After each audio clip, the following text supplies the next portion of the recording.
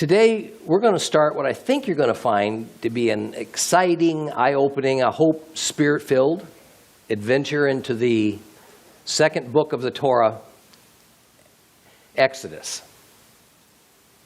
And Exodus is a wonderful and awesome, visually appealing spectacle. In order to set the table for our study, to get a sense of where it's going to take us, I'd like to spend a little bit of time giving you an overview of Exodus, talking a little about the conditions that Israel lived under during the time between Joseph's death and the first mention of Moses. The Hebrew name for the section of the Torah that we call Exodus is Shmot. And Shmot means names. And it comes from the fact that the first words of the book begin with, these are the names, the Shmot of the sons of Israel, B'nai Israel. Now, just as a quick refresher, the first 5 books of the Bible are in Hebrew Torah. Torah means teaching or instruction. It does not mean law. The Torah, consisting of Genesis, Exodus, Leviticus, Numbers, and Deuteronomy, is essentially traditions that are handed down orally from generation to generation that are purportedly what God gave to Moses on the holy mountain that we call Mount Sinai. Eventually, what began as oral traditions were written down on papyrus scrolls sometime before the first king of Israel, Saul, was anointed. Now, Genesis is often called the book of beginnings. That's beginnings ending with an S, plural. Several beginnings. In Genesis, it's my opinion that we are not really so much told of the beginning of the universe, that is, that time when an incalculably vast nothing became something, but rather it seems to me that the start of Genesis is about God creating the conditions for life. That's what's valuable to God, life. In other words, the creation account begins by stating that it was God who created everything, and then explains that the earth was formless and void, meaning it had been created, but it had been sitting there for some unspecified amount of time, as with the rest of the universe. And then we're told that the darkness was over the surface of the deep, so there was already a deep. And lastly, that the Spirit of God was moving over that surface of the waters. So what we see is that the creation story is about the beginning of the physical environment that could support life. But it was only the first of several beginnings that we would be told about in Genesis. Now, Exodus, Shmot, is in many ways another book of beginnings. It is the book of beginnings of a new nation of people who God elected and separated from all other people on planet Earth, the Israelites. And Yehovah established this set-apart nation on political and civil and religious levels. In other words, although the earth and the stars and animals and plants and mankind were all created in the earliest part of the creation story, God had not yet finished developing his divine work with these infants of creation. He didn't create and then just let everything evolve on its own without his further molding and shaping. Exodus is entirely God-centered. And Exodus establishes several important understandings about the nature of the Lord, most of which we are expected to already have digested. Certainly, as a prelude to studying the New Testament, we should know all this. In Exodus, we learn that there is but one God. His name is Yud-He-Vav-He. And that he is the same God that appeared to the patriarchs as El Shaddai. He is the creator of all things, but he is also above and not organically part of the things that he created. He is present and he is near. But his being and essence is not of the same substance as any created thing, except in small part for mankind. This God of Abraham is different than any of the pagan mystery Babylon gods. His area of dominion is infinite. His sphere of influence is without boundaries and limitations. His powers are infinite, and yet he constantly interacts with mere humans. In other words, the God of Israel is deeply involved in everyday human affairs, and in fact uses human affairs to achieve a much grander purpose. His grand plan involves the establishment of a nation of people that he will rescue, redeem, teach, nurture, and discipline. And that is Israel. So although Israel, as created in Genesis, is a separate and identifiable people group, it was, at the time of the last words written in the book of Genesis, still in a fairly primitive form. God had done little yet to create that peculiar order of society that would make Israel appear separate and distinct from all others. And about the only thing that made them visibly different from the Egyptians was race and vocation. They were mainly Semitic shepherds, while the Egyptians were cattle ranchers and building constructors who came from the line of Ham. Exodus is the section of the Bible where we see another division, election, and separation take place. Israel advances from infancy to adolescence and then grows into a nation of people, maturing from only a group of people. It's become a nation with its own cultures, its own laws, well-defined morals and ethics. It's created its own history. It possesses its own land. It has its own God who establishes the unchangeable morals and ethics and justice system that Israel is to live their lives by. We will, early in Exodus, be introduced to the principle of Passover. How about that for timing? Yes, Passover is a divine principle, far more than it is merely a holiday to observe. The first Passover was that great and dreadful night when God sent the final plague upon Egypt that caused Pharaoh to loosen his grip on God's people. And it was that plague that resulted in the deaths of every firstborn child all throughout Egypt. However, for those who followed God's instruction to paint the doorposts of their homes with the blood of the Lamb, death passed by. That is, all of Egypt was placed under the death penalty for their rebellion against God and for impeding God's people. But God made provision to exempt those who trusted him from that death penalty. And that provision was by the means of the blood that was spilled from an innocent lamb. And by that blood alone could they be delivered. Here in Exodus, we could not have a more perfect picture in the entire Bible for the purpose of the future Messiah, Yeshua, Jesus the Christ. Now in Exodus, we will also be introduced to a new covenant. Now if you're paying attention to what I just said, your ears should be perking up saying, what? What did he say? Exodus brings us a new covenant? You see, terminology has an enormous impact on the way we perceive new information that's given to us. We have typically been taught that the Bible is based on two main divisions called the Old Testament and the New Testament. Most everything in Christianity is based on the premise that there was an original set of rules and laws handed down to mankind by God, which was eventually replaced by a new and better set of rules called the New Testament.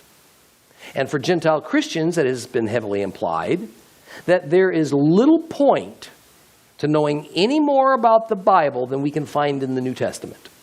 So the Old Testament is seen as more ancient history, maybe a curiosity. fit only for scholars, for academics, or perhaps the source of some interesting Sunday school stories for children. Or it's for people with a lot of time on their hands. Now, those of you who graduated from dissecting the book of Genesis, hopefully, are beginning to appreciate that most of the spiritual principles that we tend to ascribe as originating in the New Testament were already in operation. And we've already found them there in the oldest book of the Old Testament, Genesis. The point's this. We really need to relegate the terms, if we could, Old Testament and New Testament to the waste bin of our vocabulary. We have a Bible, one unified work of God, the Word. And just as God is one, echad, so are our scriptures. Take away the Old Testament, we have half a Bible. Take away the New Testament, we have half a Bible. And when we take away either half, it's not that we lose half the understanding. It's that most, if not all, of what we think we know is actually quite incomplete and skewed. Let me also make the point that the New Covenant and the New Testament are not the same things. The New Covenant is proclaimed in the Old Testament, in Jeremiah 31. The New Covenant is a prophecy of yet another series of covenants that God would make with Israel. Each covenant is necessary and it's important, and each covenant is still valid.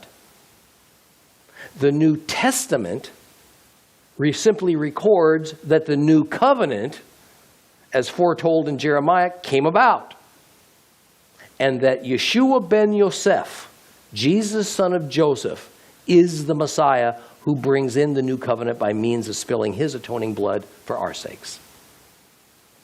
Indeed, we will see in Exodus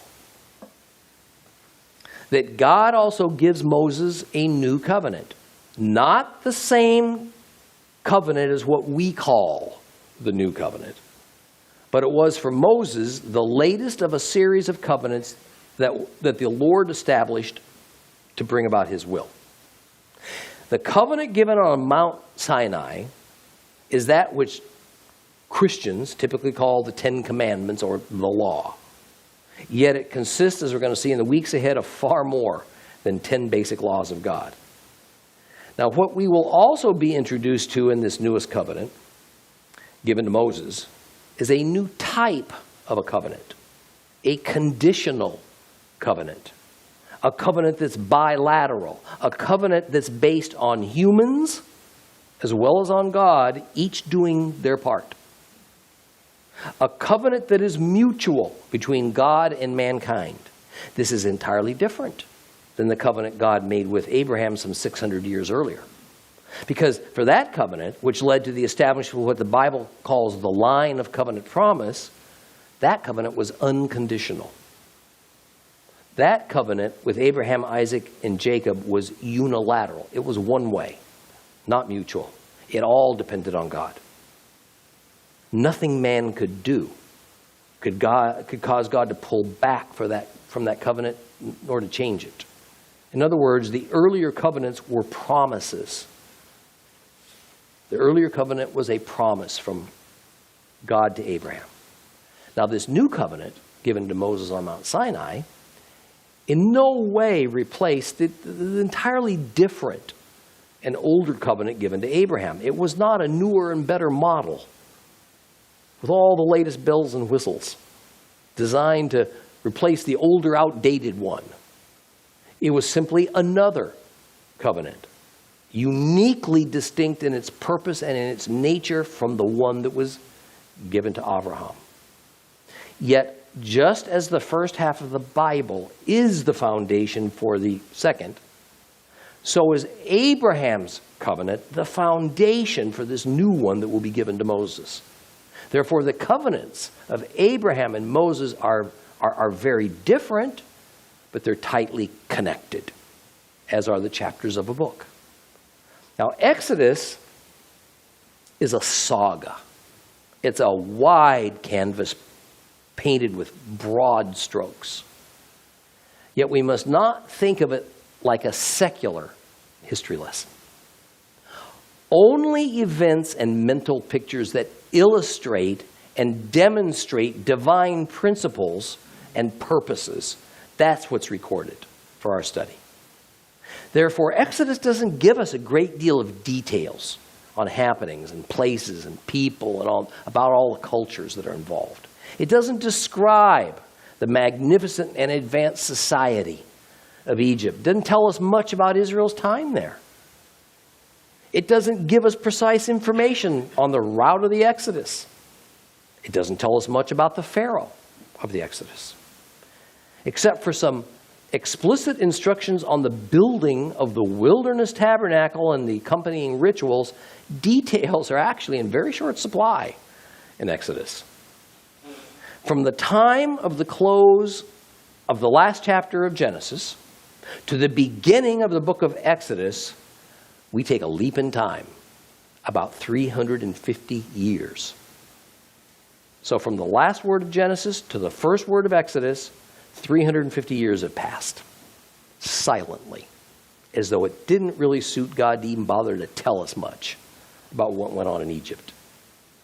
Or it's as though God just forgot about poor old Israel, languishing away in this heat as forced labor that had become their lot.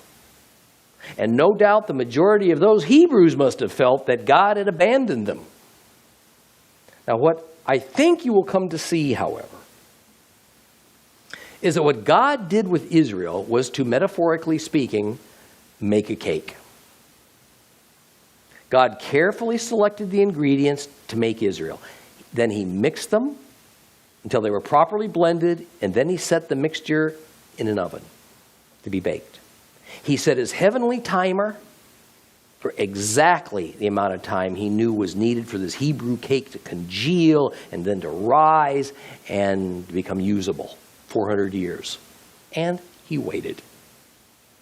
And although he undoubtedly monitored the baking process, in general, there was no need for substantial intervention on his part. The cake would remain in the oven until the timer went off and it was finished baking. Well, when God opened the oven, out popped Israel. Apparently, there was a little point in his telling us all the details of what went on during the time Israel was baking in the oven of Egypt. So the Bible contains practically nothing of those years. Now, the Torah presents us essentially, then, with a pair of bookends, with the volumes of information and history that lay in between those bookends missing concerning what apparently was one of the most, if not the most, important purpose for God's determination that Israel would indeed spend a long time in Egypt. The first bookend is Genesis 46:3, because there God tells Jacob, "Fear not to go down to Egypt, for I will make there of thee a great nation." And that single bookend stands alone until the next one appears shortly after the opening verses of Exodus. "And the children of Israel were fruitful and increased abundantly and multiplied and waxed exceedingly mighty, and the land was filled with them." There's your two bookends. God prophesied Israel's expansive population group, declared it was going to happen, and it happened. Now, how it all happened may be of interest to us, but God's only mission was to ensure that his divine purposes were fulfilled, not that posterity should have a blow-by-blow account of it all or an explanation of all the hows and whys. Perhaps some of the Israelites remembered that God had told their forefather Abraham, later on Jacob, that Egypt was going to be their destiny for a time. Perhaps they reckoned that just as the prediction of their sojourn in Egypt and their population explosion had come true, So it would happen at God's appointed time that, as promised in Genesis 46:4, I will surely bring you back up again. Yet after 3.5 centuries in Egypt, with apparently very little input from God, how much would those Hebrews actually have remembered about those precious and reassuring promises given their ongoing condition as slave laborers? And more importantly, how much would they still trust in the one who made those now distant promises? Trust him during a time while they lived amidst a culture that deified and worshiped beasts and men and the sun and the moon and the stars. A culture that was completely preoccupied with life after death. They knew nothing of God. This death culture of Egypt was probably one of the reasons that we see such a reticence on the part of the Torah to even discuss death and the afterlife. The Old Testament never introduces the concept of dying and going to heaven. In fact, what happens after death is barely touched upon in the Old Testament. It gives us the haziest of pictures when it does. Egypt's religion was one of magnificent monuments and god images, and it's one that focused on death. The pyramids were just elaborate burial chambers, self-contained kingdoms for living a comfortable afterlife. Therefore, Israel's religion became an imageless one. And the only authorized monument we'll find in Exodus was a modest tent structure built for God to dwell in alongside his people. And as for the subject of death itself, it was simply dealt with as little more than a mysterious fact and unavoidable fate for everybody. Now, unfortunately for us, Exodus opens by immediately cutting to the chase, telling us only in the broadest terms the condition of the Hebrews in Egypt. In shorthand fashion, the verses of chapter 1 set the stage for God's upcoming battle with Pharaoh through Moses. But there are other sources of information of historical importance that do exist about the Israelites' time in Egypt, that is, sources other than the Bible. And we will explore several items of interest that makes use of this information, including the elusive route of the Exodus, the location of Mount Sinai, the site of the Red Sea crossing, and several more things. Now, to best understand the book of Exodus and to comprehend not just what it says, but what it means in relation to the overall scriptural picture, we need to be able to stand back and look at it from a structural standpoint. See, because there are themes and patterns and there's logical divisions that emerge, and they all work together to give us a good understanding of the formation and the maturing of Israel as a nation of people. Now, understanding that the contents of Exodus is critical to understanding everything that will follow in the Bible is what I want you to gather from today's introduction. Now, the noted Bible scholar Everett Fox sees 6 divisions within the book of Exodus. Now, I want to say from the outset that just as the standard biblical divisions of Old Testament and New Testament, the 66 name books, all the numbered chapters and verses, that these are entirely man-made and of no spiritual importance. So is this concept of 6 divisions within the book of Exodus. It's all somewhat arbitrary.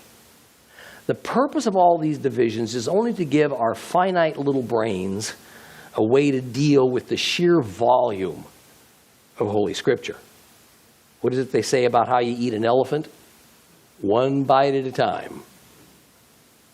And it's a more efficient way to communicate amongst ourselves concerning specific Bible passages as we study and discuss and we search out God's Word. So according to Everett Fox's method, he sees Exodus's opening division, which is the first of 6, as what he calls the deliverance narrative. That is, God redeems his chosen people, Israel. And these first few chapters are going to review the circumstances and the methods that God used, primarily through Moses and Pharaoh, that would allow this now enormous nation of the Hebrews to leave Egypt at a time when that's the last thing that Pharaoh wanted to see occur. Because Pharaoh well knew that Israel leaving Egypt, well, that would be a devastating blow to his nation. Division 2 he calls the wilderness experience. It deals with the experiences of Israel as a displaced horde of refugees trekking across a barren wasteland, immediately following their escape from Egypt. It is the beginning period when God would show Israel who he is, that he is trustworthy, he is holy, and that he is just, but he's also not to be trifled with. It would end with him showing who they are in his sight as they march away from who they used to be in Egypt. This leads to Division 3, covenant and law, which is more correctly called Torah, whereby God starts to deal with the structure of Israel itself, particularly societal and religious structure. In Egypt, you see, Israel was just an appendage of Egypt. However, now they experience that first great governing dynamic of God that we discussed about a year ago: division, separation, and election. Israel was in the process of being divided and separated and molded into a nation built in God's image and set apart for service to him. By means of God giving Moses the Torah, he also effectively gave Israel a manual for living, a manual for living as a redeemed people, a manual for living in harmony with him. No guesswork was going to be needed. Following along with the biblical theme of structure, Division 4 moves to instructions, blueprints really, if you would. And the blueprints are for the building of a structure and the setting up of a priesthood for service in that structure so that God would tabernacle, would dwell among his chosen people. And that building is what we call the wilderness tabernacle. Now, since the wilderness tabernacle is just a physical model of a spiritual and heavenly place that would be followed hundreds of years later with a temple, we will be spending quite some time exploring the design of the tabernacle and all the symbolism behind the God-ordained rituals that the priests would perform there. Both the design and the rituals are prophetic as well as symbolic learning devices. And learning about the tabernacle service is going to help us understand much that is hidden from us in the New Testament if we don't first understand the meaning of the tabernacle and its services. This reality particularly applies, by the way, to the book of Revelation. Next, after God has put forth his divinely ordered structure, Division 5 shows mankind responding by implementing their own structure, just the way one would expect a fallen race's concept of structure might proceed. What do they construct? A golden calf. In doing so, they are trying, either consciously or subconsciously, to return to their old and familiar ways in Egypt. And what follows is the terrible consequences of what happens when man rebels against God's system of order, engage in idolatry, and how God provides a much-needed pathway for reconciliation when man sins and rebels against just such a God. The division of Exodus Mr. Fox calls, appropriately enough, infidelity and restoration. Infidelity and reconciliation. Now, the sixth and final division of Exodus concerns the actual construction of the wilderness tabernacle and then God's inhabitation of that divine structure. Now, I don't think that Everett Fox intended to make any analogies by means of the way that he, I think appropriately, divided up Exodus, but it does provide us with a useful tool to look at how God works. It helps us to visualize patterns that God develops and uses throughout the Bible. And we see this same God pattern emerge in our own personal lives as believers. Deliverance, wilderness experience, receiving the covenant and law, the living Word of God, preparing the tabernacle, us, that God, the Holy Spirit, might dwell within us, our inevitable infidelity against God due to the evil inclinations that are still part of who we are, and then His gracious provision for reconciliation. And then finally, the completion and perfection of the tabernacle that is yet future to us. But beyond the structure of Exodus, there are also certain words that God uses, which gives a beautiful unity to it all. Sadly, most of our modern English Bibles mask this unity to varying degrees, because these words are of Hebrew origin.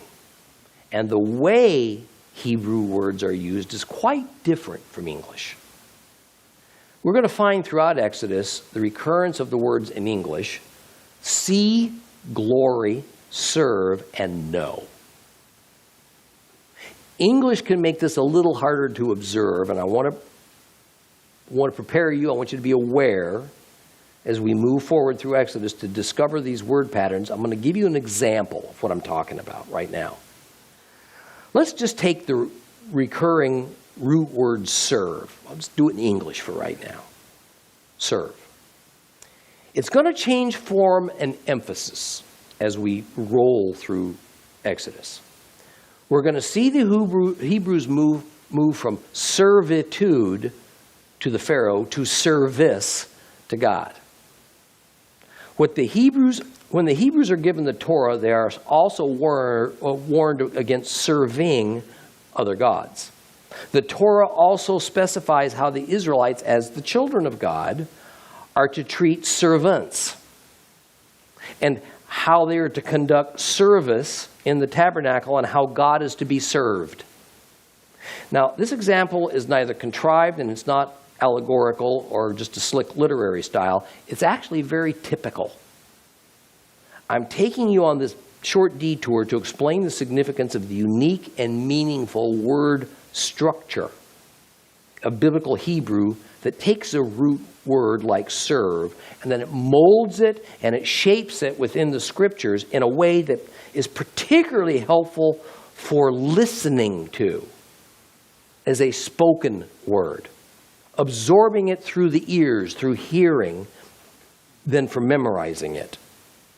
See, these Hebrew word patterns are most useful in helping us to connect the dots.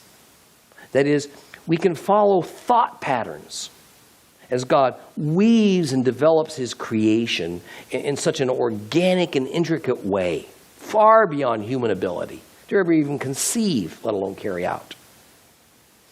One concept is linked to the next, and then the next, and the next, forming a chain.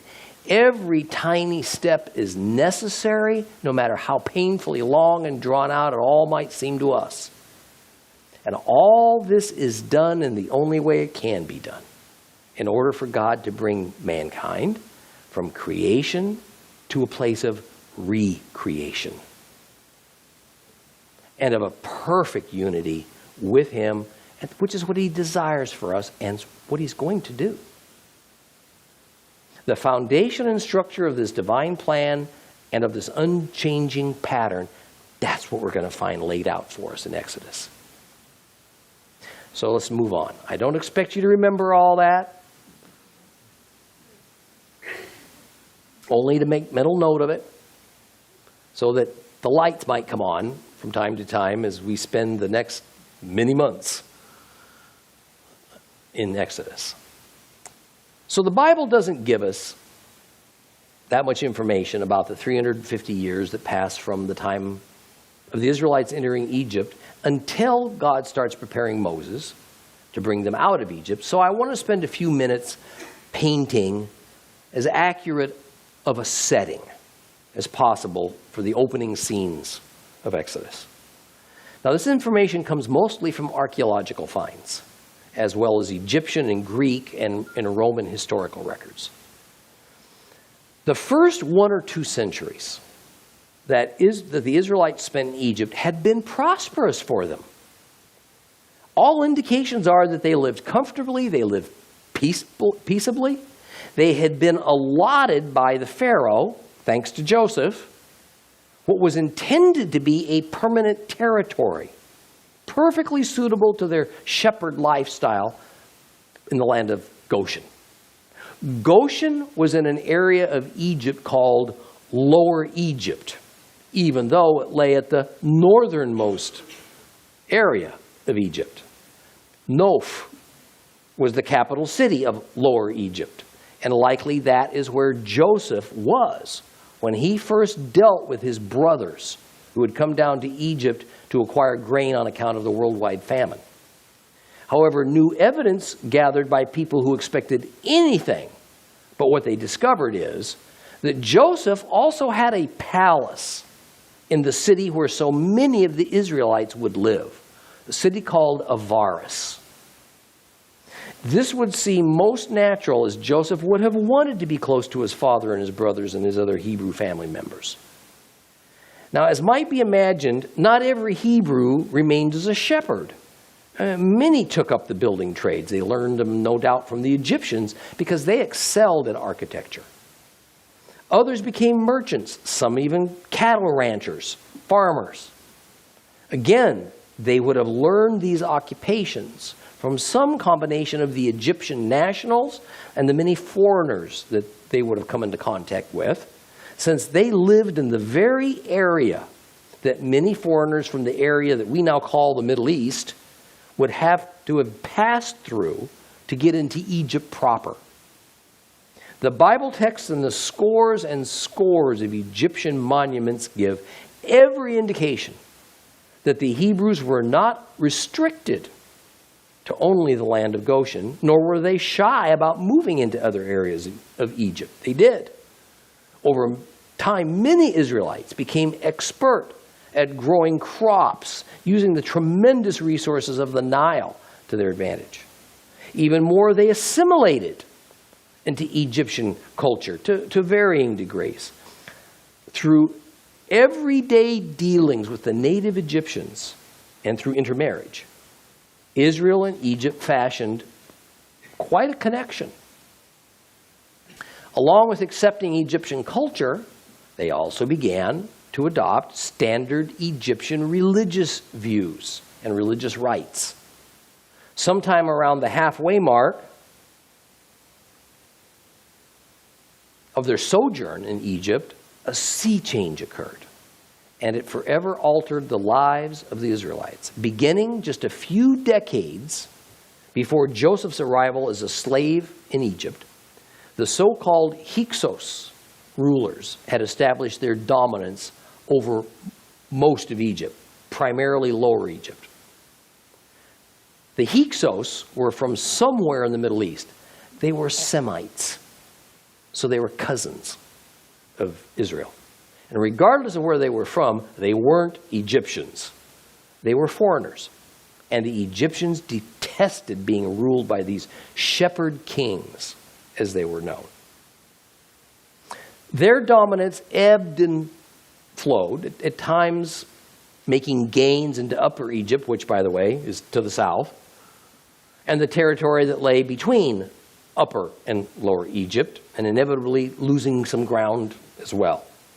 Eventually, an Egyptian general in the capital of Upper Egypt, a city called Thebes, and by the way, that's now known as Luxor, gathered an army of Egyptian nationals, and they defeated these hated Hyksos rulers once and for all.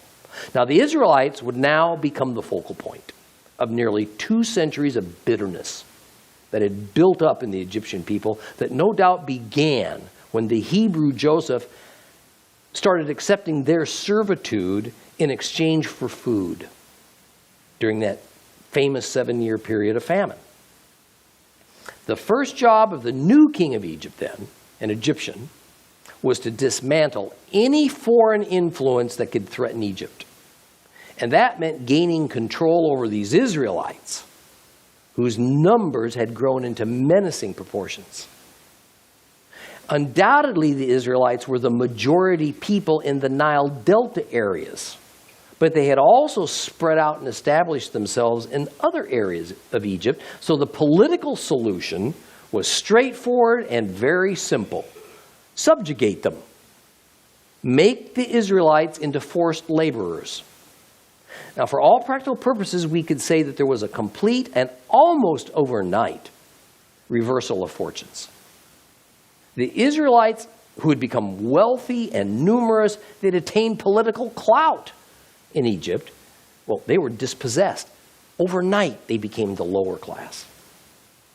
The Egyptians, who had been relegated to a lesser status than the Israelites for so long, they were now in charge. Now, while the idea of slavery is detestable to us, that doesn't necessarily mean, other than for a complete loss of freedom, that the slaves were necessarily poorly treated. In fact, most evidence is that except for their last few years in Egypt, the Hebrews were treated decently enough. We should not think of the Egyptian people as inherently cruel and uncouth. They were a high-minded people with deeply ingrained and refined morals and ethics. They were educated, they were intelligent, they were forward-looking. Besides, what use is a maimed or a dead slave? Well, despite what Cecil B. DeMille told the world in his famous remake of the Ten Commandments, the Israelites did not build pyramids. In fact, by the time of Jacob's arrival in Egypt, the pyramid building era was over. In fact, the Hebrews were not used as human lubricant under the rollers of 30-ton stone building blocks. Their work was as makers of mud bricks. They dug and restored waterways and canals. They helped build the great cities. The Israelites are most identified as the builders of the two great stores cities called Pithom and Ramesses. That's in the northern area of Goshen. And that, of course, is where the great Hebrew enclave of Avaris had been in existence beginning from a few years after the time of Joseph. A stores city simply meant it was a regional supply depot. It was a distribution center. In this case, these cities served both the civilian population and the Egyptian military, and they were strategically located in Goshen because it was the nearest to their eastern border and because that was a great food-growing region. Well, thanks to the brilliance of Egyptian science and culture and art, and the tremendous skill and work ethic of the Israelites, even though it was forced work, Egypt became a world-class society. We could talk for days on end and examine these amazing civil engineering accomplishments of Egypt. That doesn't really fit our purpose. Suffice it to say that the grandeur of Egypt, at its peak, has not been surpassed to this very day, in my estimation. Well, the backward and poor society that is Egypt today bears no resemblance to the magnificent Egypt that existed in the time of Moses. Now, it is also good as a foundation for our study to understand that Egypt was the breadbasket of the world at this time. And what an irony that is, considering that their annual rainfall is almost non-existent. Rather, it's the function of the Nile that made Egypt such an incredible food machine. See, the Nile would overflow annually. It would deposit rich, fertile silt on the fields that surrounded its banks. Irrigation systems were built since time immemorial to water these fields, even before the time of the Israelites. Canals had been built such that their banks would overflow right along with the Nile's. It was a way to expand the fields well beyond the Nile River, still taking advantage of all of its benefits. Well, sometime late in Joseph's career as the vizier of Egypt, several artificial lakes, reservoirs, were built for water storage. They used it in agriculture for the watering of these growing herds of cattle, which Egyptians preferred over sheep, and for household use for this expanding population of Egypt. In fact, there are waterways in Egypt named after Joseph still in use today, still with Joseph's name attached. I'm going to conclude our introduction to Exodus by saying that at the time of the Israelites in Egypt, it was a land of plenty, it was a land of beauty and art, it was a land to be envied. When in Exodus we find the Israelites complaining of all their discomfort out in the wilderness of Sinai, we also hear them longing for their life back in Egypt. Not the forced labor part, of course, but the certainty of food and shelter and being part of a magnificent and familiar culture. And we will start Exodus chapter 1 next week.